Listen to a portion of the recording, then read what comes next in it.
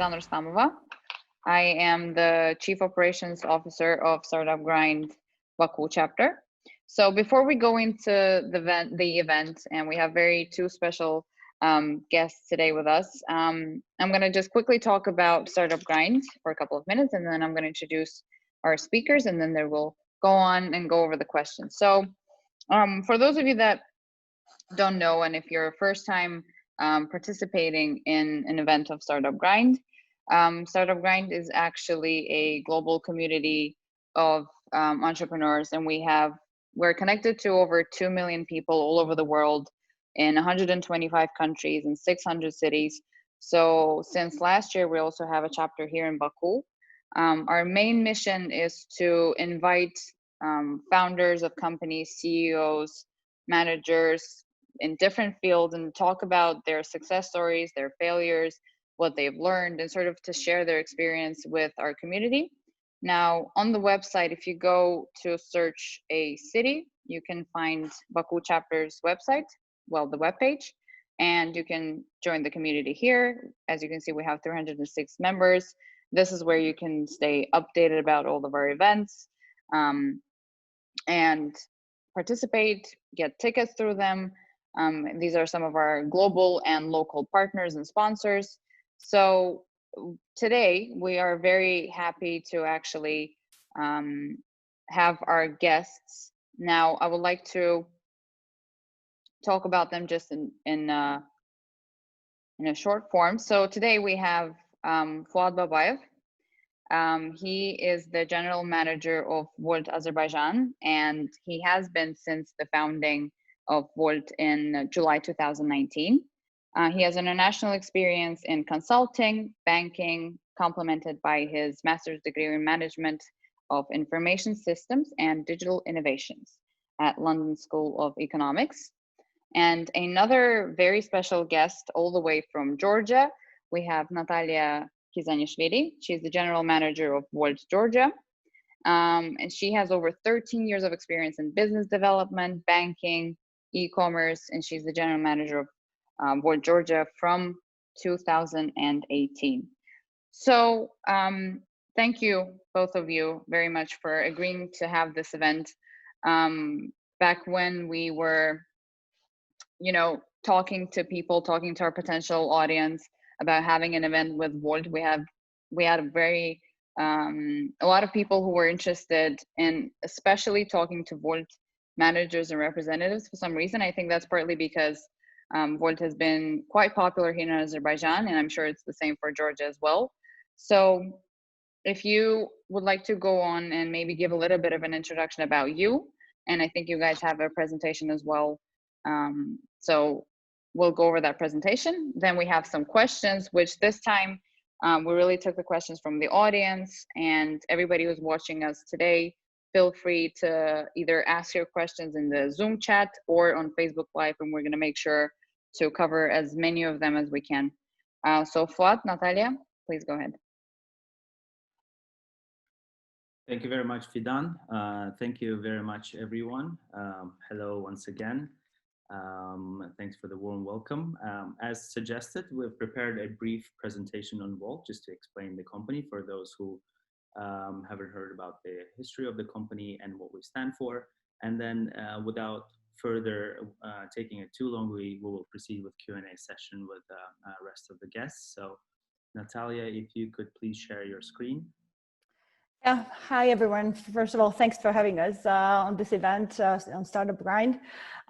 It's very interesting. I see a lot of people are interested in just hearing from us how are we doing and what are we doing, and that's happy. I'm super happy to see that. Yeah, I guess I think you already introduced us as Fuad and me. We are working together for almost 1 year, soon in July. And yes, overall, we'll talk about shortly about Wolt. So who we are, and this is the cute guy and cute courier, which are a very important part of our community. Wolt is the company out of Finland. So it was founded in Helsinki, Finland in 2014. Ever since, the company is developing in the food delivery business. We already have more than 10,000 restaurants, 3.5 million registered users, a lot of career partners, as you see, 15,000 career partners. We're already in 22 countries, and this list is continuing to grow. We launched Georgia and Azerbaijan already last year. So we're launching a lot of new countries during this year. Who we are and what we do is that we build an award-winning tech, which is the mobile platform for ordering and getting great food in each and every city. We won a lot of awards, which we're very humble of accepting. Apple's Editor's Choice Award, which is an amazing award. We are listed in Wired's hottest startups in Europe, and this year we got in Financial Times as the fastest growing company, which is very humbling. It's number 2 in the list, which is very humbling because it's conducted in the EU. Yeah. You take it. Yeah, I'll take it on from here. So basically, the launch of Georgia and Azerbaijan. Georgia was launched in the region first. It was in May 2018, and it currently operates in 2 cities, Tbilisi and Batumi. And at the moment, Georgia partners with more than 500 restaurants, partnering venues. Azerbaijan launched last year in July 2019, and it operates from Baku only for now. And we currently operate with more than 300 venues and restaurants across the city.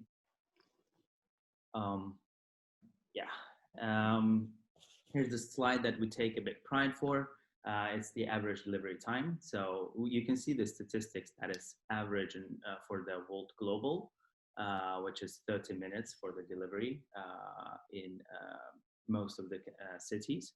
Of course, it can deviate a little bit depending on the season, but as for now, the official statistics is half an hour. The average back time actually stands for how long is the food stays in the bag from the time it's picked up from the restaurant till the time it's delivered to the customers, and it's 15 minutes. And the average rating for delivery at 4.7 out of 5, which is guaranteeing the stellar customer experience and appreciation by the customers from the service. Here, these are some of the numbers and statistics. If we can go to the next slide. So basically how it works, for all those who haven't had a chance to try it out yet, the orders can be taken either from the application or from the website. Once the app is open, you can select the venue where you would like to place your order. Then you scroll down through the menu. You can add any items that you wish to purchase, and then you go out. You can opt in to leave a tip for a courier if you wish so, and select the payment method with a credit or debit card, and then you kick back and relax, and you wait for us to do the work. So that's pretty much in a nutshell how the service works. And this is it. Yeah, so this is just the short, very brief intro to Wolt, what we do and who we are. And I think it's better to start answering the questions because we can speak more in detail, in depth about Wolt. Absolutely. Yeah. Thank you very much for the presentation. I think we had a couple of couriers that actually joined the call. I don't know if you saw them. We have a couple of actual Wolt couriers. Yep, there they are. They're actually watching us as well. So hi, everyone. I know you're working very hard these days. So, so if you could just stop sharing the screen. I'm doing that. Everybody. Yeah. Okay. So like I said, this time we did something a little bit different. We actually took the questions from the audience and we had them sort of submitted from a couple of places. So I am going to go over the first question, which is something that, as somebody who's working with startups now, obviously Startup Grind is about startups, it's about entrepreneurs. And we had a lot of questions related to you know, when we talk to startups, we always tell them whenever you're trying to launch a new product, whenever you're entering a market, always do your research, right? Know the market, know what you're planning to do, and always base your decisions and your assumptions on data that you have from that market. So one of the questions that we had for both of you is, and especially for Azerbaijan, is startups always are telling us, oh, there's no data, there's no statistics on Azerbaijan, like where do we find this data?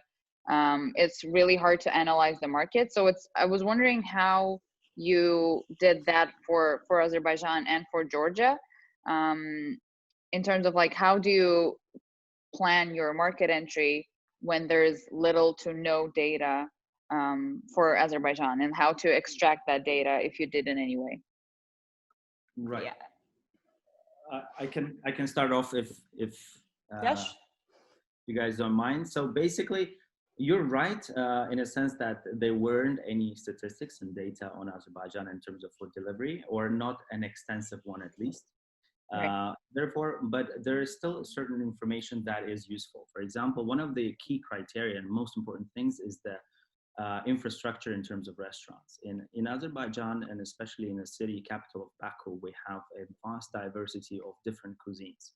At the moment, we have hundreds and hundreds of restaurants that are operating in a city center and outside of it. Furthermore, the company also pays attention to the internet penetration amongst the population, and smartphone penetration, which is quite high in Azerbaijan. So when we start looking at the key components that are important for the business such as Wolt to operate in the country, we had all of the prerequisites in this region, and I'm sure Natalia can share about Georgia as well. But these are the key aspects that the company was looking at, and they turned out to be very effective. And due to that very reason, ever since the launch, it has been growing substantially. So in a nutshell, the short answer is that yes and no. So the data on particular delivery business was not in hand, but we knew that this is a type of service that's definitely going to be demanded, and that's definitely going to flourish in this country. Right. Yeah. Yeah, I agree with Fuad about the data, and with all of you that it's very important. Additionally, I can say like how we do the expansion overall, right? It's not just that we just take the map and just say that, okay, this country looks good on the map and on the paper, because on the paper, a lot of things can look good and even written. But what we do is we go to each and every country that we decide to launch or potentially launch, and we do the green lighting trips. And I was the part of that trip, of second green light trip in Baku, actually, because like we were looking at Georgia and Azerbaijan simultaneously. The plan was to launch both of them together, but you know, you cannot do everything at once. So Georgia just was lucky to be the first one, and then Azerbaijan followed soon. So we go to the market, we analyze the data that we have, we go and speak to the people actually to understand what is the real feeling of real people who will be using our services and our products. We definitely calculate the restaurants. We look at the internet and mobile phone penetration, and both Georgia and Azerbaijan seemed good on the paper and in physical reality as well. That's why both of them were green lighted back in 2018, and then re-green lighted, came back to Azerbaijan later in 2018. So like data is super important. Analyzing the data is very important, but if you don't go there, if you don't feel what's the real situation in the country, in the city that you're going to operate in, you cannot know. Exactly, that's like what now we have a planned expansion to one of the cities in Georgia, which is Kutaisi. I personally went there to see what's going on in reality. And do you talk to people? Do you ask them like personally? Yes, Yeah.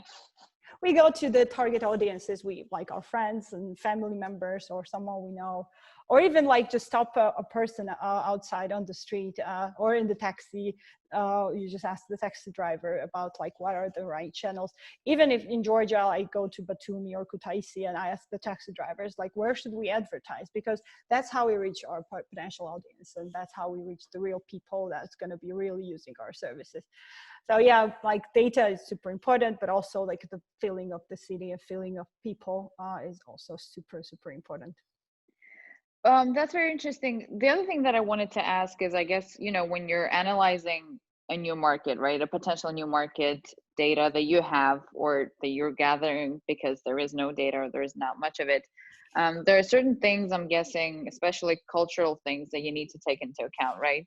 And I don't know if it's the same for Georgia and Azerbaijan, but at least until a couple of years ago, this whole ordering online, ordering from home wasn't really a trend, right? We as Azerbaijanis are a bit of a nation that's used to, like, we want to see the food being made, right? We want to trust where it's coming from, and just generally doing these things like ordering food online wasn't really a trend until a couple of years ago. So I was wondering, now that Wolt has become such a big part of our everyday lives, and I'm saying this because we're doing it, like we're ordering Wolt pretty much every day to the office and at home. So how do you introduce that trend, and how much really you take into account the cultural aspects of the market? And do you really have to like adapt a lot based on those cultural things, so like cultural aspects in a market? Well, in terms of Azerbaijan, I can say that, and I think that's applicable to Georgia as well. Like, we're a very specific region in terms of its culture and its own specifics. That's definitely different from the Scandinavian Finland. And that's why we have, we kind of think globally, but we act locally. And that's the reason why Natalie and myself are here, and we have the teams that are here on the soil, responding to the reactions, kind of pitching the ideas and steering these ships on where it should go. Of course, we have the global standards that we take into account as a rule of thumb, but we have a lot of local specifics. When it comes to trending things, I mean, before 2005, no YouTube was on the market, and the Facebooks and Instagrams, and now TikTok is becoming a very, very popular platform for people. So the practice shows that if you want to be trending and if you want to turn into people's daily life type of platform or service, then you have to bring in some sort of value. So if you're useful, if people are happy with your service, then they're going to order and come back to the service on a daily basis. So our number one agenda was to create the customer satisfaction as much as possible, to become useful, to be next to our customers. And then once you've proven that you're effective, you're useful, and that you deliver what you promise, people will come back and the trend will be created itself. I'm guessing there's no like silver bullet to solve these kind of issues, rather than just performing to your best capacity. Natalia, would you say it's the same for Georgia as well? I agree with Fuad 100%. Like it's about just delivering what you promise, delivering the short times, best restaurants, the restaurants that people want to use, wants to order from, or the services that people wants to order, and then definitely there are cultural differences and cultural like differences. For example, we like the other day we and Fuad were speaking about like order frequency in Georgia and Azerbaijan. They're very similar. For example, when people order, at what times people order, they're very similar, but they're not similar to some European markets, for example, because there are cultural differences. There are ways of people, how people live. So that's just a very natural thing. But overall, ordering food at home or at the office is coming from the fact that people get more and more busy, and there's less time to cook, which is a great activity, but when you don't have time, there's no other way, and we're making people's life easier, because now they don't have to worry about them cooking, or if they're like, if the family is hungry and you just really don't have time or the ability to go and buy all the things needed to cook, then this is a great option. And like now recently we also added supermarket delivery, which is becoming more and more popular in both countries. So, and that's also something that when you're at home, you want to cook, but you don't have the supplies, you just order and get it delivered. So whatever customer needs, we just look at that and offer that exact same thing in every market we work in. Yeah, we're definitely going to go back to that point about the supermarkets and how you've changed over the years and the new things that you're adding. So we're definitely going to talk about that. But I just wanted to ask, while we're on the topic of the differences that there are between the Georgian market and the Azerbaijani market, obviously we talked about the cultural similarities. I also wanted to ask you what's maybe different. Now, based on the questions, I can tell that there are potentially a lot of food delivery startups that are about to emerge, or people that are in the food industry, because they're really interested to know what's the difference between the Georgian market and the Azerbaijani market. So maybe there was something that you, obviously, Natalia, you actively participated, as I know, in the establishment of the Azerbaijani Wolt, and Fuad, you as well, obviously. So maybe there were specific differences that you can pinpoint for our future entrepreneurs, or maybe something that you didn't expect would happen, but something that came up just because, you know, our countries are different and some of the models didn't really apply to Azerbaijan. So I just wanted to know, Natalia, maybe your take on this question. Yeah, I was thinking, I've been chatting with Fuad about what's the differences between our markets, and they're very few, and I cannot even name that few. The reality is that Georgia and Azerbaijan, as a market, as a launches, as development, if we compare them at the same level, the same time, they're very similar. The customer behavior is similar. Overall, the growth, the adoption is similar. The difference is that Azerbaijan is much bigger market. There are more people living in Baku, way more people than Tbilisi. So it's bigger, thus the potential of growth is much bigger. The adoption is also quite big in both countries, and it's growing. Like Corona has given the boost, and we're going to speak about it later. But overall, like, there's very few differences and there are a lot of similarities, and our teams are very close to each other, and like we're sharing a lot of similarities and sharing a lot of knowledges between each other and suggestions. So that's a very good thing for us, for both markets, because like I can use whatever Fuad learns in Azerbaijan in Georgia and apply it, and vice versa. That's great. Fuad, do you have any versions of maybe how these markets are different, if there are any?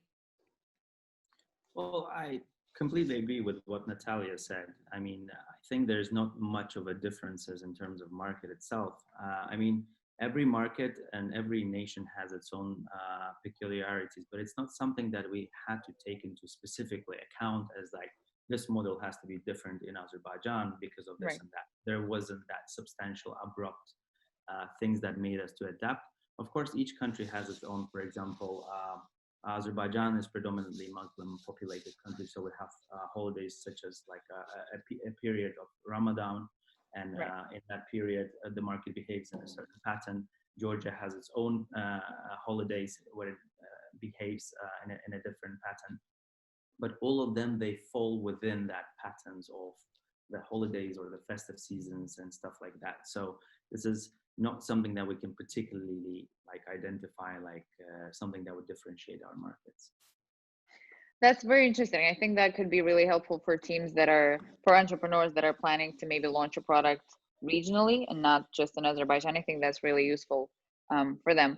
So we actually surprisingly got a lot of technical questions about how you work with restaurants, how you work with the couriers. So we have questions like, do you have any support mechanism for restaurants, or do you have a support mechanism for the couriers, and why do you use it? So any of you can take the questions, but I think I saw an article about how you work with the couriers. I think that came out in Azerbaijan. So we do have a bit of an idea, but our audience really wants to know how you work with them specifically. So the question is regarding how we work with couriers in Azerbaijan, right? Okay. I'm trying to identify in which direction the question is coming from, like in terms of how do we support couriers during the pandemic period, or how do we support couriers in general? I think this is a general, yeah. So because the pandemic part was that those are like a bit different questions, but I think they're generally saying how to support the couriers and the restaurants, sort of how the mechanism works in that way. Right. So basically, the idea in work both with couriers and restaurants is to make sure that we as a company, we remain interesting and lucrative for our partners. And when I talk about partners, I mean both restaurant partners and courier partners who are also an independent entrepreneurs for us. When we're trying to come up with the remuneration package for the couriers and what should be the remuneration package, what proportion and how it should be paid out. First of all, we were thinking about the average level of how much we think that courier should be earning. And what we wanted to make sure that our couriers get adequate pay for the amount of work that they're using and that they're inspired and motivated to continue doing their best on a daily basis. Besides that, we also provide our couriers with the necessary CP gears, which is like the thermal boxes. We provide them with t-shirts, we provide them with jackets. It can be seasonal, so in the summertime, of course, it's a light wearing. In the wintertime, it's more warm. On the other, we have a support team, which is at all times in contact with all of our couriers. From the day they're being onboarded and screened until on a daily basis as well. So in that sense, I'm guessing our support comes from being reactive to everything and every problem that a courier may have to the extent that we can. And at the same time, I guess, like if the question is more general, then that would be my general answer. If you have something more specific, I would be more than happy to address that. But maybe Natalia has something to add on her side. So I wanted to ask Natalia. So we have questions about the restaurant and how you work with them. So the question is how you determine the quality indicators of the restaurant. Now, you said there are hundreds of restaurants that you're working with, both in Georgia and in Azerbaijan. So the audience wanted to know, how do you determine the quality, and if the number of restaurants increase, how does that affect the quality of delivery and of your activities in general? Yeah. One thing I'll add about the couriers and continue that the couriers, how do we support them, is that we also, additionally to what Fuad said, we also give them the freedom of choosing when to work. So they can come online whenever they want and work as many hours as they want, which gives them a lot of freedom. And that's for the people who are delivering food, it's a lot of comfort as well. So on courier side, that's just my one more additional thing, thinking that maybe this is also an important thing that people were interested in. They're entrepreneurs, like freelancers that work on their own terms. About the restaurants, the most important is that we look at what people want. So we choose the most popular restaurants in the city and where do people want to order from.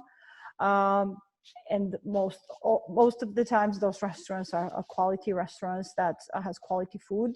We also measure that the food rating in the app. So people, when they order and when they receive their order, you can rate the delivery part and the restaurant part. We also measure how restaurants are operating, and that's the way we choose our restaurants. About you had a question? If something goes wrong, is Wolt responsible for the restaurant and the courier, or how does that work? How do you manage the complaints that you get? How does that work? In our case, we have a live support in all countries. The support makes sure that the customer is happy from the delivery. Whenever we receive a negative feedback from the customer, we contact the customer and figure out the reasons why. And depending on the reasons of the delivery being late and cold, if that happens, or the food was mistakenly delivered, etc. So depending on what happens, we fix them. this is 100% our and our partners' responsibility, our restaurant partners' responsibility to fix any issues. And the most and uber important is that the customer stays happy and satisfied with the order. If it's needed, we deliver 2 times. If it's needed, we deliver 3 times.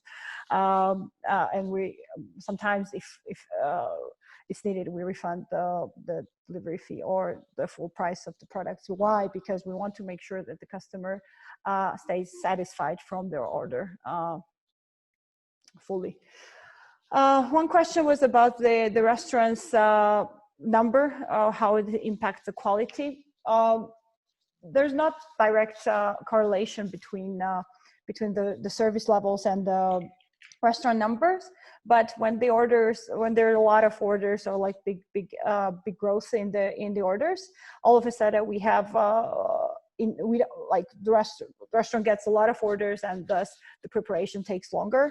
So whenever there's a growth, it's better to have more good restaurants to deliver from rather than few, because they get busy and sometimes they cannot.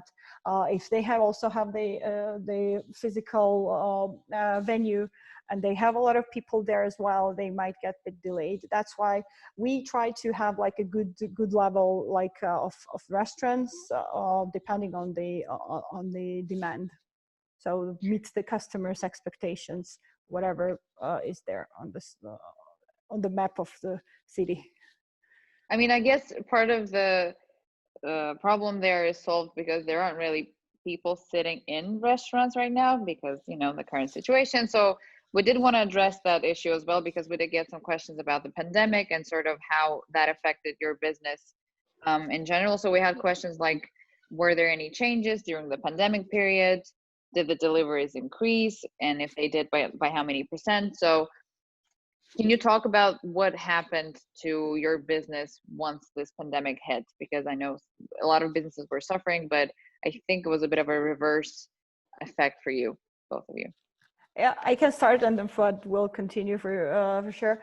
This was tough times, and this in some cases, for example, in Azerbaijan, continues to be tough times for all the businesses, including the food delivery, including the restaurants, and everyone, like including the people, because like staying indoors, staying home for so long is tough. It's needed, but it's tough. Overall, like, we had like 3 stages of like coronavirus like hitting us. First one was like safety was the most important thing that we were thinking about. It included the safety of the restaurants, the customers, the couriers, the team. That's why we first thing we did is that we all of our teams in 22 countries, we suddenly in one day, and remember what we had a call at the Saturday evening, and on Monday morning we were all working from home, and that was tough to do. Then and we had this additional features like no contact delivery, which we introduced in also like at the shortest time ever. Normally we don't deliver the MVPs, which are like minimum viable products. We prefer them to be like very like we work on them for a longer period, but this one was like really quick fix of the problems, and I think we did a great thing in that side. And then it was like waves of changes that we were experiencing. It was like in Georgia, for example, we had a curfew. Initially it was that the restaurants had to close the physical seating, and a lot of restaurants decided just to close down, and we had like a big decrease in restaurant availability, and yes, people stayed home, so the orders were more. Then we had the second wave of the fact that restaurants could operate only till like 7:30, because on 9 everyone had to be home, and that's what happened in Georgia. So we had to limit our delivery times by 40%. But the limited time was like the times when people were ordering. It was the night times from 7:30 to like whole dinner. I was lost. So the growth was there. Like growth is here with us all the time, because we're a startup company. So we're growing like week on week and month on month all the time. But this was just a lot of new changes, and I think Fuad will continue from here. There's also a lot of changes happening, and were happening in Azerbaijan. Definitely. I fully agree with Natalia. I think the changes have been happening in like eating habits of the people, so that for example, a lot of people started working from homes, and once you work from home you get up later than you used to get up when you needed to go to work, which means that your kind of time when you start ordering your first meal is shifting, and the time when you order your last meal is shifting. So the peak hours of the orders have definitely shifted. I definitely agree on the fact that we during the initial presentation that we gave in the beginning of this call, it was ranked the second fastest growing startup in Europe due to the fact that it's growing very, very fast. So we haven't had a period when there was a stagnation in terms of growth. And we continue, of course, observing that growth. And I wouldn't really attribute any particular growth to a pandemic or outside of the pandemic. So that trend continues. Of course, a pandemic may have its own impact as well. But in general, I think the most important thing during that period is to be able to anticipate and to adapt the businesses to the needs. As Natalia mentioned, the contactless delivery, which was fully rolled out by 15th of March, is the time when in Azerbaijan, at least, we didn't really have the lockdown or the quarantine regime, and a lot of people were just suggested that need to kind of stay away from mass gatherings. We already introduced that in Azerbaijan. And besides that, there was also a list of measures that we took in order to help both our staff, our courier partners, restaurant partners, and what's most important, the customers, to stay safe. I don't know if we're going to cover the actions that we took in as a response to pandemic period further on. If yes, I will keep my examples for later. And we'll kind of wrap up the answer with that. So, speaking on the adapting part, right? I just wanted to ask, first of all, for our audience to have an idea, how big are your teams currently for both of you? Like how many teams are you managing at the moment? Yeah, we are normally in all countries, that applies to all the countries. We are very small and very like efficient team, and right. That's how we try to stay. In Georgia, we're like around 35 people now. Last 6 people were hired during the pandemic period, so I never met them in person. We have people that really I cannot recognize on the streets. I guess maybe I can. I've seen their pictures in some video maybe. So we're very small but efficient team, and that's how we are in both countries. So is it about the same number in Azerbaijan as well? Bit lower. Bit lower. Because of the different, we are working in Georgia for 2 years. Azerbaijan soon is going to be celebrating its first year's anniversary. So yeah, bit smaller, but around how much? 20 people. 20. So with such small teams, right? And you talked about the number of restaurants that you're working with and how quickly you need to adapt, whether that's a pandemic or any other circumstances in the market. I wanted to ask, how do you do that? How, as a company, as a startup that maybe doesn't have a huge team, maybe that's a plus for you that you have a smaller team, but how do you adapt quickly? I'm guessing you're working agile. I'm guessing you have sprints that allow you to quickly, release features and adapt new features. So how does that work? How do you make sure that you're on top of the game all the time? Why do you start? Yeah. So very good question. And I guess we try to adapt the best practices, and we call it the Wolt way of dealing with things. Of course, very agile, very quick. And that comes from the right blend. So we don't try to push ourselves and position the most corporate way in the world. So sometimes when gathering up in the teams and brainstorming things and just mixing and matching and producing a minimum viable product that Natalia just recently mentioned is something that we go about things. So we don't do things unnecessarily complicated. We try not to put it into unlimited number of calls and confirmations and this and that. So we try to be from idea to implementation, it takes a very short time. And this has proven to be not only for Wolt, but generally for all of the companies that are proven to be successful global at the moment, is that from idea to market is the feature that makes one company different from the another one. Of course, we have huge support from our headquarters, which is in Finland as well. And we had, for instance, only in the developers team, we have more than 100 people that are working there and they're supporting us. And it's not like we're only here with our teams and handling all the weight of this burden.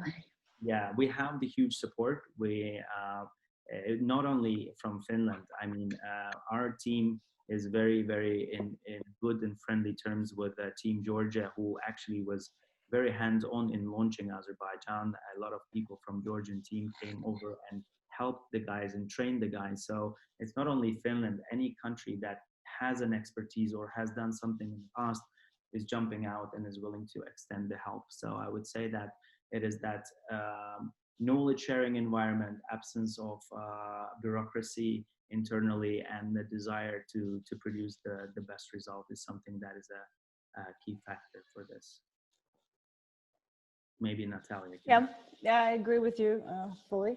The teams are supporting each other a lot. If there's anything needed, everyone's happy to jump on a call or jump on a, like maybe even help each other support, doing support, physical support. And at the same time, the team in Georgia and team around the world at Wolt are not like, no one is just like doing their own things and this is my responsibility. I'm not never gonna do some things that is needed. Like everyone is ready to do whatever is needed for the company. Sometimes it's like creating the menus, if it's like a big crunch on the menu or creation side, because we have a lot of restaurants waiting for us to start working, or is it something else? Like we do a lot of things, we support each other a lot, and there's nothing that you should not be doing. If it's Wolt's things, I can be doing support tomorrow if that's going to be needed. We try to plan the way that everyone does their own things, but if something goes like pandemic happens, then we do whatever is needed to stay afloat. About the restaurants, yes, there's a lot of like a lot of things you need to do to like onboarding a restaurant is a pretty complicated thing. But at the same time, we do it like very, there's a lot of help of like different teams. So we don't need like one, like 100 people team doing the menus, for example, when we have like amazing support associates helping us in doing that. So yeah, trying to stay as flexible as possible and as effective as possible with the smaller teams is super important for us. It seems like you guys have a very great organizational culture. Now, I guess how you develop that and how do you make sure everybody's on board with that maybe would be another event in itself. But I guess I wanted to ask, keeping on the topic of the pandemic, how do you think things are going to change once it's over, which is hopefully going to be soon? You know, there's a lot of talk about going back to normal. Is there ever going to be a normal? Is it going to be something new? How do you think your activities will change in any way, if they will, once this is over? I can start on this one. I think on the electronic business, e-commerce, and overall, like not only delivery, overall electronic business is going to grow after pandemic, during pandemic and after pandemic. It's going to continue to grow. Like the target audience and the overall the business people who are using the services is going to grow. You will have to try something new during the pandemic times because you cannot leave the house or do like some service online, and you'll figure out that it's very time saving, energy saving, and overall the efficiency of your life growth with just by using the electronic services, just for example, getting your ID or a passport if it's available to do online. So we think that those people who will start using some new services now will continue and stick to the services for digital after Corona, because it's going to just save their time. It's just going to be effective for them. Right. This is my idea. Sure, I'll just pick up on what Natalia has just said. Um, Basically, yes, it all comes down to the fact that if something is useful and handy and helpful, then why not use it? So the times of hardship, such as pandemia, when people are locked down, they're kind of even if they heard about the app or they've downloaded but never placed an order, they start thinking, like, oh, why don't I use my app and make the order and just check it out how it works? And then they order, and then if they're happy with the service, they turn into a loyal customer going forward. For us, it's very, very important, and we pay attention not so much to like the new customers. Of course, these are also very important, but we look at the retention, which means that if customers are coming back, no matter how much you advertise your service on the market, your service level has to be on the required level. So if they keep coming back, that means that you keep delivering the promise. And Right. Positioning ourselves as a company who is ready to do that. Then once people try it out, then the chances and the likelihood that they're going to come back to the service are pretty much high. So this is how the patterns or behavioral patterns are starting changing, because as Natalia mentioned, once they try it, if it's useful, quick, and easy, then why not? Right. We also had a question about the main focus. What is the main focus of Wolt's in terms of R&D activities? I'm guessing the question is about innovative delivery methods, and generally, how much of innovation do you try to apply to your activities? Is that something that you always try to keep in mind when doing your activities? Obviously, we talked about how you're always agile, how you're quick to adapt, but we had a question about R&D activities in specific. So if any of you would like to take on this question. What? Okay, I was just looking at Natalia. Whether all right, I'm pretty sure Natalia also has things to say about that. So pretty much, we are agile, and we're always out there looking for the ways to improve the service. And this is a done deal. It's not something that we're talking about. The question is, what is it that we develop and how fast we adapt to new things, right? During my program at LSE in London, I was studying actually digital innovation. And the key factor was that it is really important not to follow the trend just because it's a hot thing. It's important to make sure that it's actually working and it's suitable to your business model. So just running after the hype is not necessarily going to bring you the value. What's happening right now is a lot of new novelties in terms of technology. Of course, the technological hub being in Finland and headquarters are being tested there. And at the moment, besides ready food delivery from restaurants and cafes, and some of the markets, we've already launched the grocery deliveries. In some of the markets, the verticals of the products are extending beyond the classical way what Wolt used to be a couple of years ago. So in terms of that assortment, we already see the differences. If the question is more coming from the technological side, as in like, are you going to use the automotive Tesla cars doing this in the future, 20 years from now? God knows. It will depend on the situation with technology generally. There's a lot of innovative ideas and pitches about like the drone deliveries and this and that. And of course, it all sounds very, very interesting, but a bit like a raw idea, because from idea until implementation, to make sure that it does not fall into traps of the ongoing businesses, this is going to take some time. But nonetheless, we're always out there to look for a lucrative or more efficient ways to operate.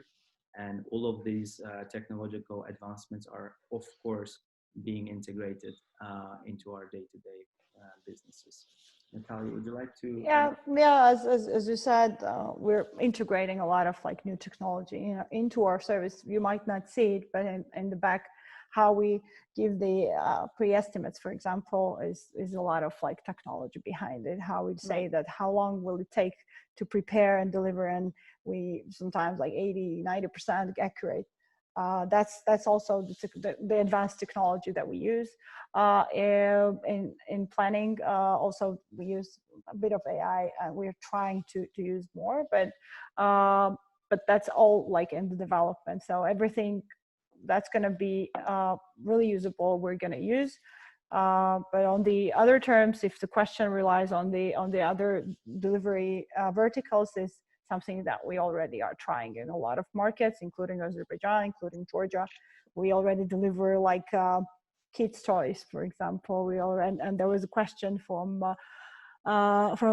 Shaikh and hi. We do go already into the retail in some markets.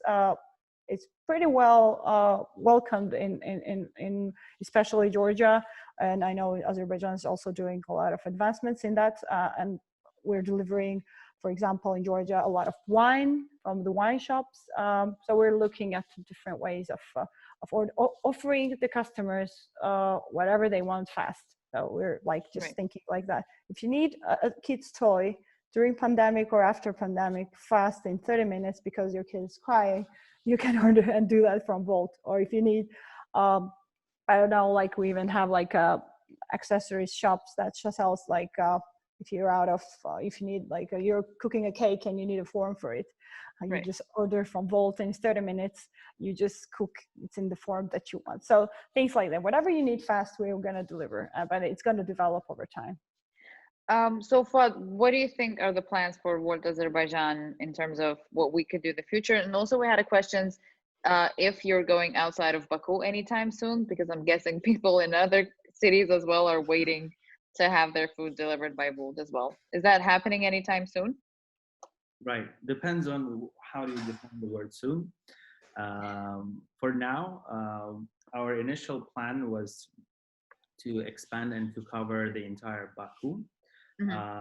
And we are actually pushing very hard to expand. And last week, we expanded to the eastern part of Baku East Zone. Now we're in Ahmadli, now we're in Nechlar, now we're in Razina Zone. So we're covering a huge residential bedding area of Baku, which previously we were not present at. And we had to push this because we knew that there's a lot of restaurants and a lot of people that need this service as they are sitting locked down at home. Furthermore, we were expanding to the north of the city, to the Mikrorayon parts. And we had two Mikrorayons left out, the last ones, which were 7 and 8. And now we're covering those areas as well. So we end up covering the whole northern area of Baku.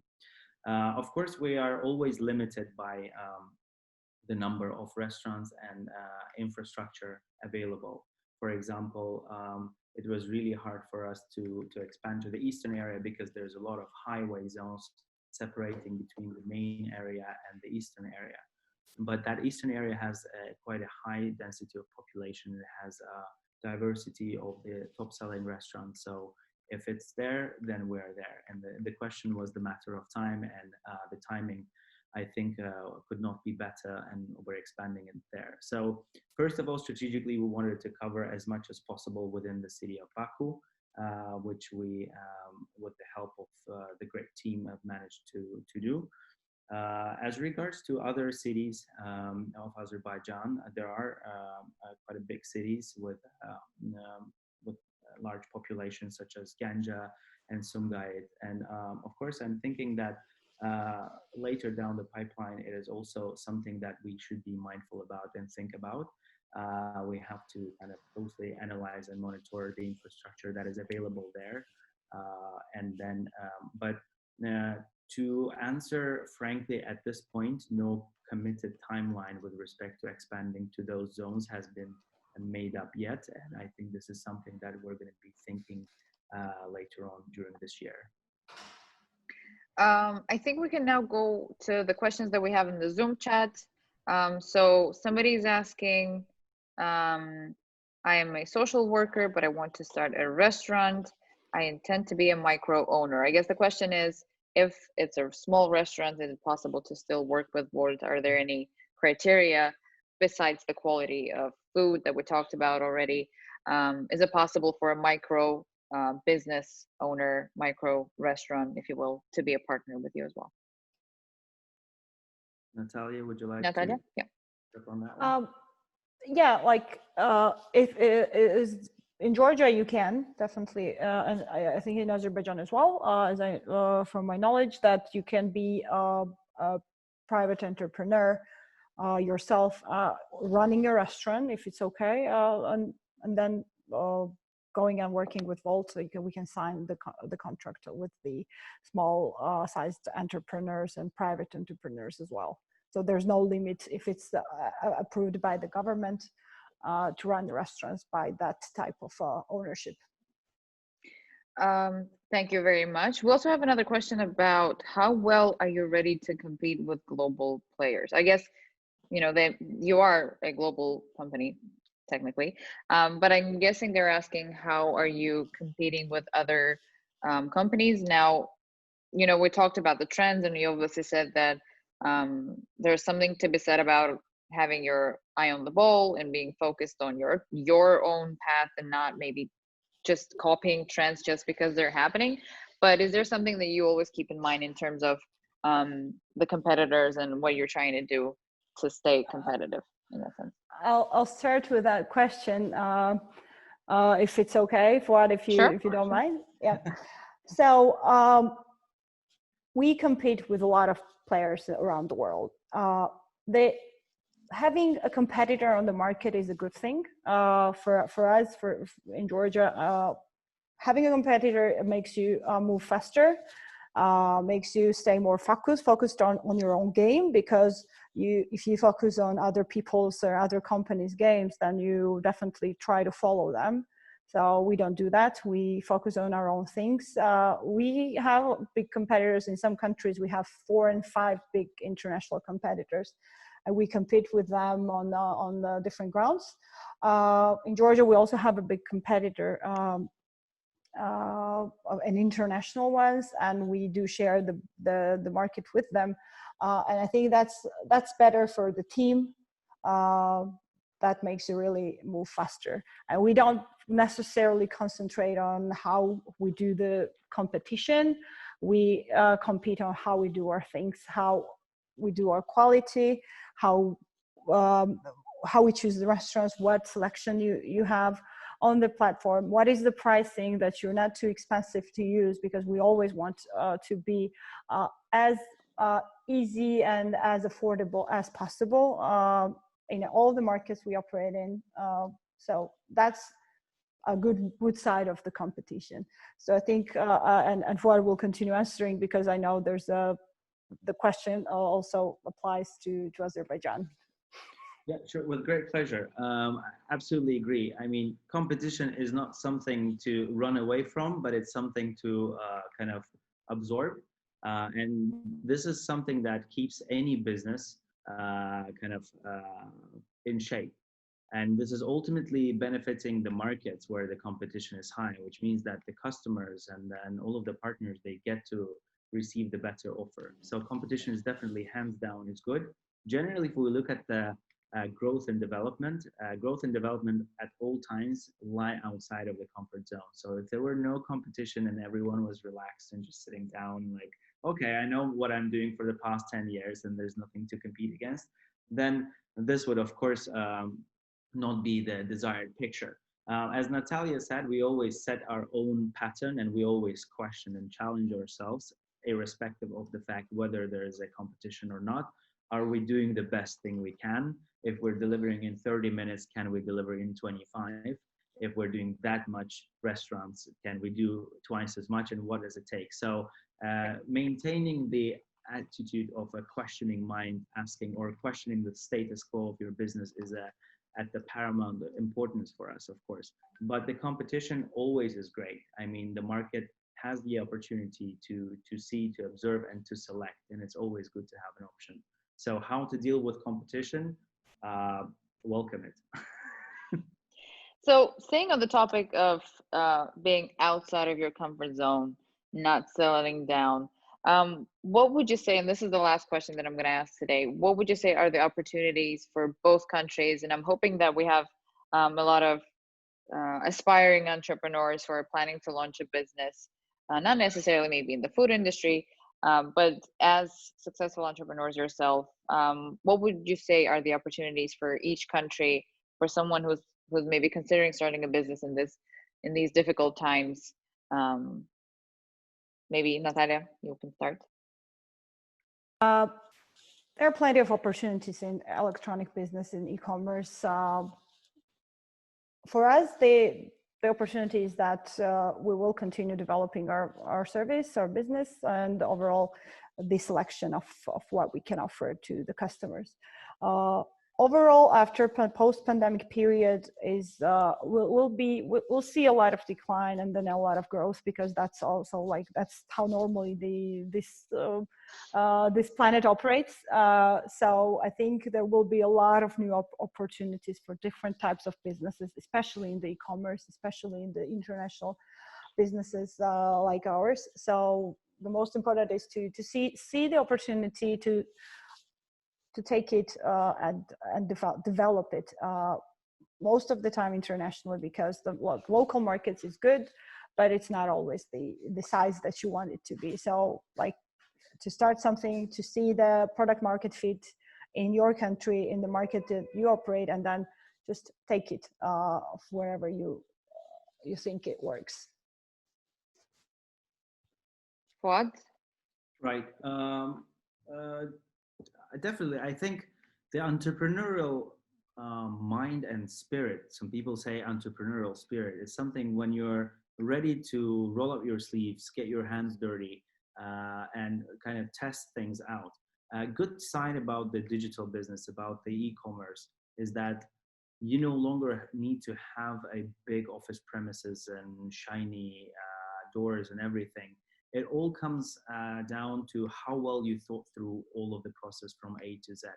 And today, the opportunities to kind of leverage on that platforms on the internet and manifest about yourself using the digital media to talk about your service outside there, the opportunities are immense. It's not easy.